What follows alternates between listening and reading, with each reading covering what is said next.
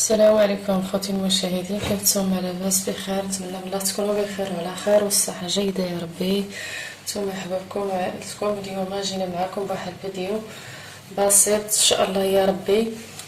غنعدلو البطبوط معمر كما تشوفوا. عندي هنايا غنبدا في المقادير، ما نزيدش نطول. عندي هنايا البصله مقطعه على هذا الشكل رقيقه، عملتها هنايا. وعندي هنا اللحم مطحونه، الكفته يعني بقى متلجه شويه. هذه الدار يعني ماشي مشريه، يعني مطحونه الدار. فيها شويه الليده ملدمه على حسب الكفته بالحساير، كتكون ملدمه شويه، على هذا الشيء مزيانه للتعمير. عندي هنايا الربيع، عندي هنا القزبر، معدنوس والجعده على حسب الكميه اللي عندكم. الجعده انا عملت هنا جوج الجعدات حكيتهم، وجوج بصلات مواسطين، ماشي كبيرين ماشي صغارين، يعني مواسطين. والكميه هذه ديال الكفته والزيت بلديه والتوابل. دابا غنبدا معكم، وهذه الملح. دابا غنبدا نعمل معكم التوابل. وعاد البصله ديالي طاح شويه، غنعمل هنا شويه د الابزار،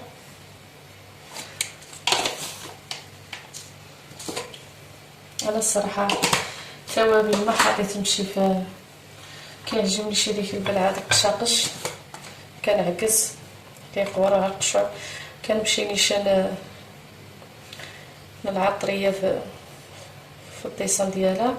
شويه د الكركم او الخرقوم، وشويه د الكمون. كمون ماشي بزاف، غير شويه الصراحه. الكمون مزيان، انا ما كنتش نعملو مع اللحم الحمراء، ولكن مزيان قلق مزيان الجهاز الهضمي. على داك الشيء دابا بقيت كنعملو. ملحه شويه، شويه القزبر، شويه المعدنوس على حسب الربيع. دابا غنعمل شويه، وملي نعمل الكفته نقرب نعمر في البطوطه ديالي غنزيد الربيع باش يبقى الريحه ديالو زوينه. وشويه الزيت ماشي بزاف على حسب هادو الكفته ملدمه. ودابا غنقص نعملها في البوطه، طيح شويه البصله، ومن بعد نخوي عليها هذه الجعده، حيت انا ما عنديش ندي صور لي. غنمشي نعمل المقله، ومن بعد غادي نرجع معكم. بعدها غنعمل شويه الهريسه، نسيت ما حطيتهاش هنايا. شويه الهريسه على حسب الذوق، على حسب الكميه. كل واحد كاين اللي يعجبو الحار، كاين اللي ما يعجبوش. انا الصراحه كيعجبني حاجه معمره يكون فيها الحار، شي حاره شويه، ماشي حاره بزاف، ماشي يعني بين وبين. كيعجبني متحرشه فيها شي حاجه. هاد الهريسه حاره شويه، يعني ما عملتش فيها بزاف، ما عملتش شويه، يعني بين وبين على حسب العيال غياكلوا معايا ان شاء الله. ما عملتش حاره بزاف. كما تشوفوا انا دابا ردات طيح ليا البصله، ومن بعد غنخوي عليها هذه. وملي طيح مزيان غنخوي عليها الكفته، تزيد تفسخ شويه وتشحر شي حاجه، حيت الكفته كتزيد طيب في البطبوط. ملي كنعمرو كتطيب، وملي كطيب بزاف كتولي شاحته. على حسب، خاصها غير تفسخ لي ونشحرها شويه، وغادي نطفي لها. ومن بعد غنزيد الربيع، قزبر ومعدنوس. ودابا غنمشي نرد تشحر معانا ان شاء الله يا ربي. خليكم معي. كما تشوفوا اخوتي، انايا كازيال التليفون كيصور لي وانا جالسه كنعدل. كما تشوفوا البصله ديالي ها هي طاحت شويه. دابا ضفت عليها الجعده، وغرد طيح عاوتاني هي مع البصله تشحر مزيان. ومن بعد عاد نضيف لها الكفته. ماشي ضروري تعملوا الجعده، ولا الا كان عندكم الكفته خرب بيدك فيكم، عملوا غير البصله والكفته. كان عندكم الجعده حتى هي كتجي زوينه الجعده وإلا ما بغاوكمش العيال فيكم تعملوها البصله والكفته، فيكم تعملوا الجعده والقرع حتى هي كتجي زوينه في التعميره. وانايا القرع ما عنديش دابا، عملت غير الجعده، زديتها غير الجعده وصافي. انا السبق اللي عملتها غير بالجعده والكفته والبصله جات زوينه. دابا غنرد هاد الشحار، غنخليها تزيد تشحر. هنا كما تشوفوا عندي الطحين ديالي، هنايا عندي الطحين فرس وهنايا طحين الزرع، يعني الطحين ديال القمح فحالو بحال فينو، يعني كيجبان الفينو بالنخاله ديالو. انا عندي النخاله ولكن انا كنغربلو كنعملو هنايا، ما عنديش الفينو. انا كنستعمل هذا بزاف، كنستعملو في الخبز وكيكون عندي في الدار كنعملو في الرغايف، كنعملو في شي حاجه الا كان عندي شي حاجه احتاجتو بطبوط ولا هذه حتى هو كيجي زوين. عندي المقدار هنا تكس الطحين ديال القمح الصفار. غنعمل هنايا مليحه على حسب الذوق، شويه بالخماره د الحلوى. شوفوا هذه انا عملتها، هذا البطبوط انا السلق اللي عملته بلا خميره، عملت له غير خميره الحلوى صافي. بغيتو تعملوا له الخميره د الخبز عملوا له واحد فتيته. هاد المره انا غنعمل له شويه د الخميره د الخبز،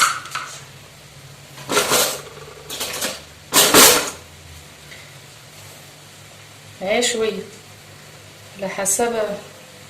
دابا الجو سخون، الراس بمعلقه صغيره ماشي عامره.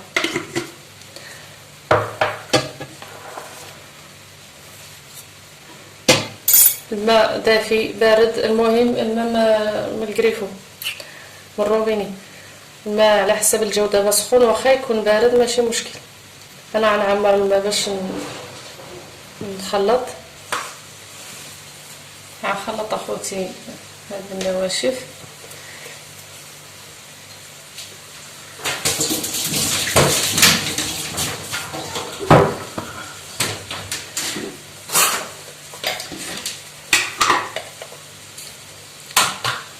غنعمل واحد المعلقه السكر على حسب التخميره وصافي. انا ما كنعملش السكر بزاف، ما كنستخدموش.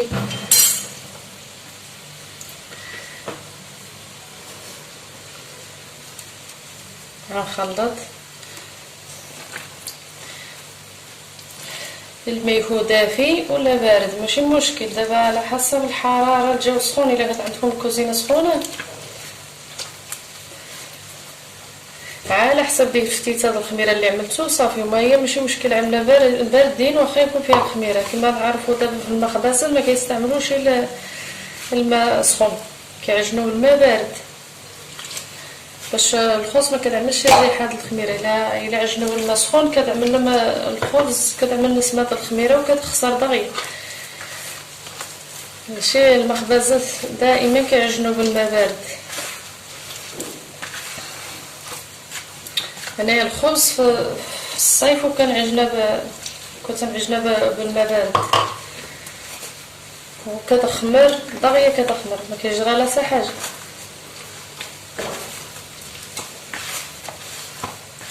كميه الطحين على حسب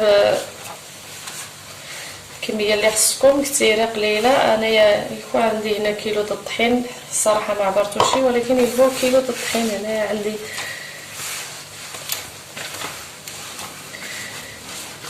وعلى حسب الحشوه اللي عندكم.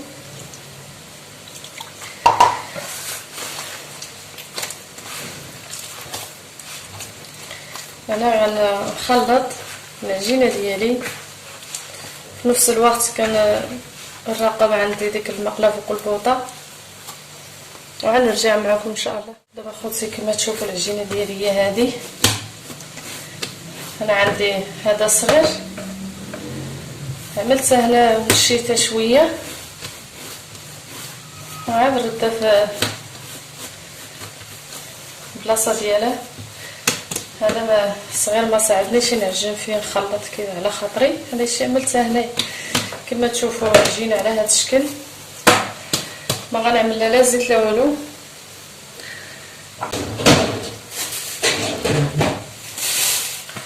غنخليها ترتاح ماشي ضروري تخمر، خصها غير ترتاح وصافي. الا كان عندكم الحشوه واجده وبارده غير ترتاح عضوا تعدلوهم.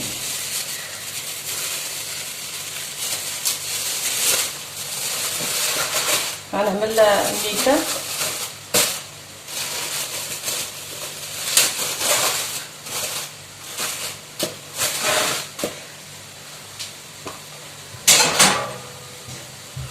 ونخليها طيح ترتاح شويه، وغنرجع نعمل معكم هنايا كما تشوفوا الكفته ديالي.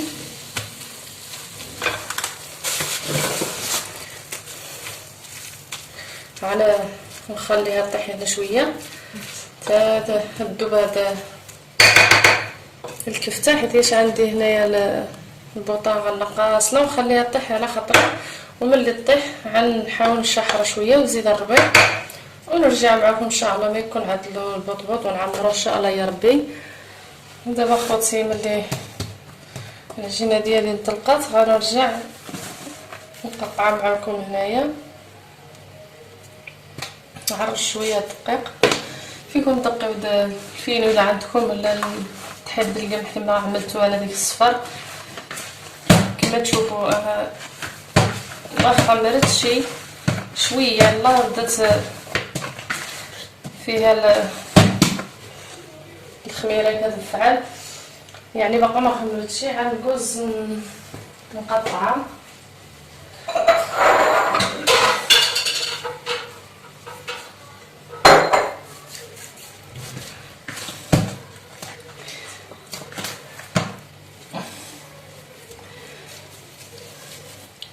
العجينه على حسب المقله اللي عندكم، الحجم المقله اللي عندكم، باش صغيره كبيره كما بغيتو تعملوها عملوه.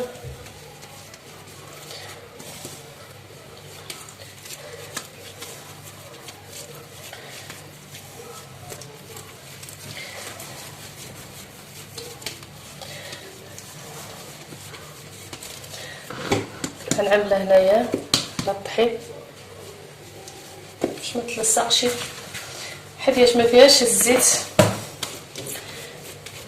حتى تجيو طيبوها. غتعملوا لها الزيت ولا الزبده كيف نتقطعوها، اذا كتجي معوضه من التحت بلا ما تغيروا تكوروا فيها.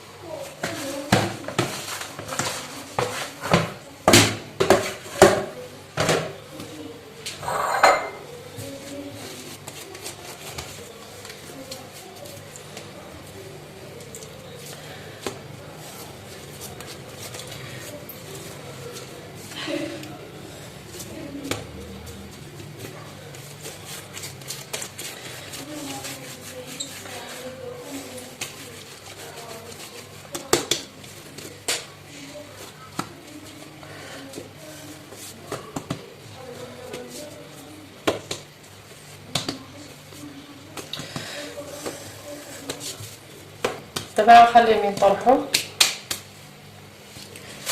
تطلق شويه باش نقدر ندوق عليها.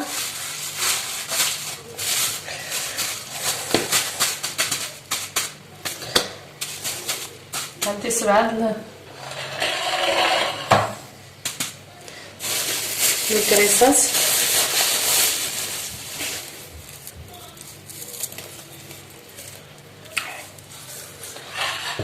هذه هي الحشوه ديالي. دابا غنعمل شويه الزعتر. الزعتر على حسب الذوق اللي بغى يقيه، اللي ما بغاش. الصراحه هو مزيان كيعطي واحد البنه. وإلا عندكم الحامض المصير كيجي تا هو مزيون، كيعطي واحد المذاق. انا كيعجبني سبحان الله في الحشوه، اي حشوه كيعجبني نعمل فيها المسير.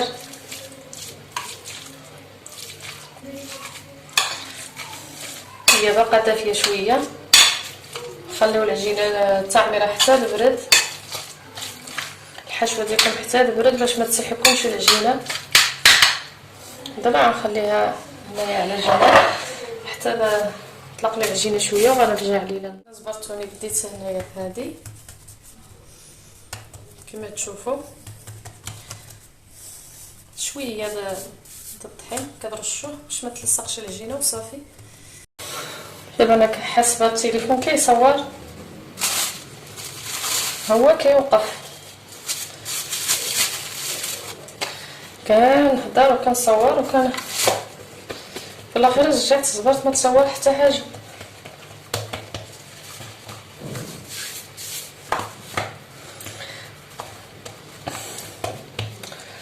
كما قلت لكم الجناب ضروري تدق عليهم الجناب،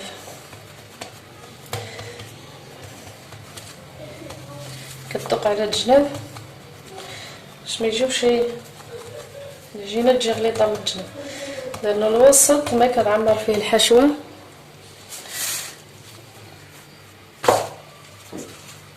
ديال الساعه كتدق عليه باش ما كتخرجش العجينه.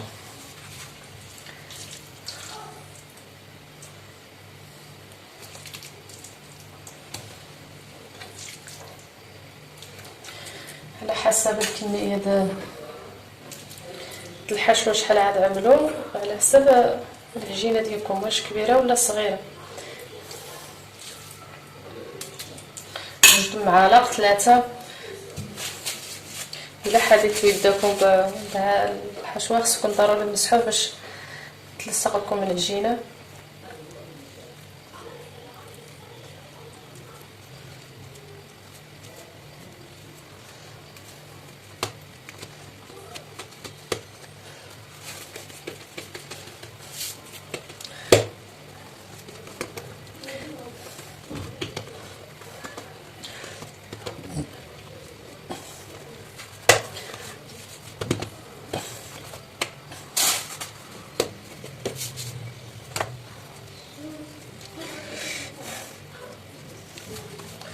نخليها هنا تطلق.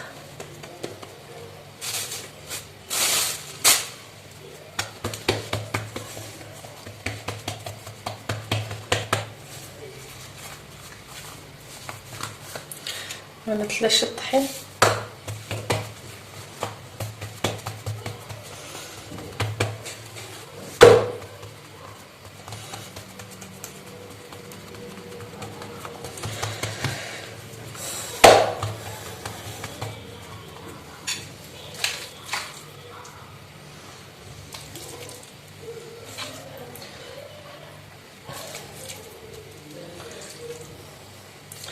الحشوه بهذه الطريقه.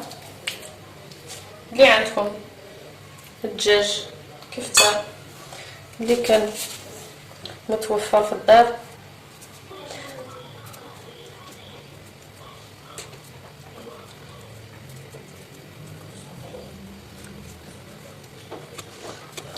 بهذه الطريقه كنقرصوا العجينه باش تتلصق مزيان، باش ما يبقاش مخرجش الحشوه ديالكم.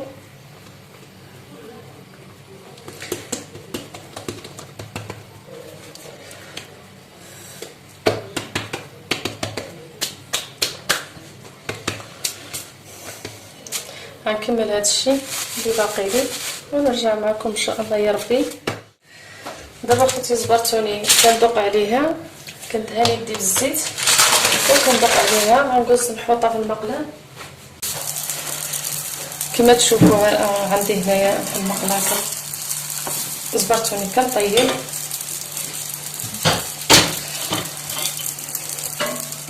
نتوما شفتوا كيفاش كنعدلوها، كنعملوها غير بالطحين كنعجنوها، ما كنعملو لا زيت ني والو حتى نجيو نطيبوها. ملي نجيو نطيبوها خصنا نعملو لها الزيت باش تتحمر. علاش انا قلت لكم بلا ما نعملو لها السكر كما تعرفوا. دابا السكر كلشي مهلوب بالسكر. دابا غنحاول نقلبها. انا ما كنعملش السكر في المعجونات ديالي مسمن ولا الخبز، ولا اذا البطبوط ما كنستعملش السكر نهائيا، الزبده ولا الزيت كافيه. لانه كنشوف انا شحال في الناس اي حاجه كيعملوا السكر، مسمن البطبوط، المعجونات كاملين كيعملوا فيهم السكر. ما يحاول ينقص من السكر، ياكل حاجه صحيه، كيعمل حاجه بيدو، كيعمل حاجه صحيه يحسن له. وهذا الشيء اللي كاين كما تشوفوا. دابا هذه غنخليها هنايا كطيب. يلا كتاخد شويه كتقلبوها باش كتنفخ معاكم. دابا غندوز ندوق على اخرى على ما تحمر هذه. كما تشوفوا انا دابا كندوق على هذا باش كتجيني سهله للناس. هاد الاوراق المطبخ كنديرها بالزيت وندوق عليها.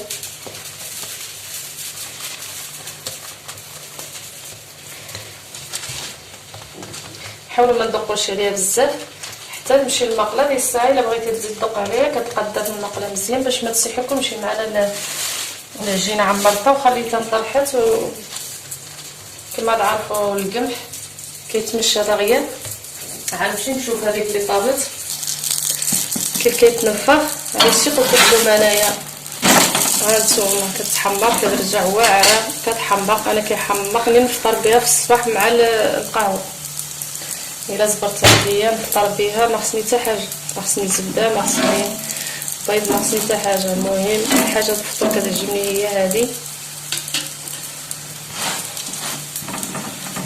كل خاويه من الداخل كنمشي الورقه الفوقانيه بحدا والتحتانيه بحدا، ما فيها لا مقطنه من الداخل لا حتى شي حاجه، ما كتجيش قطنيه، كتجي بطبوط في نفس الوقت فطيره معمره ولا البطبوط كما بغيت تسميه.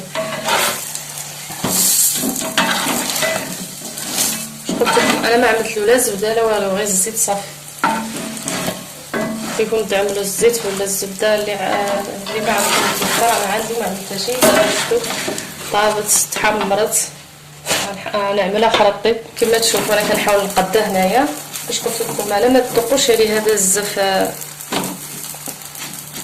قبل ما نهزوها، باش الا كتعرفوا العجينه سايحه ولا نطلق بزاف باش ما تهودكمش. هنايا زيد عوضه هانتوما كيجي خاويه. المهم انا غنسالي وغنرجع معكم ان شاء الله يا ربي. دابا خوتي ملي طاب البطبوط ديالنا او الفطيره ديالنا كما تشوفوها جات على هذا الشكل تبارك الله. شوف جا مرخي غزال كيحمر. بغيتو تخليوه تقرمشوه، كاين اللي بغى مقرمش، كاين اللي بغاه مرخي. انايا خليته على هذا الشكل باش ديك الساعه ملي كنسخنو عاود كيزيد يتقرمش شويه وكيزيد يتحمر. الا بغيتو تسخنوه في البوطه على المقله كما طيبتوه ولا في الفران فيما بغيتو. كما تشوفوا انا باقي سخون. نقطع معكم.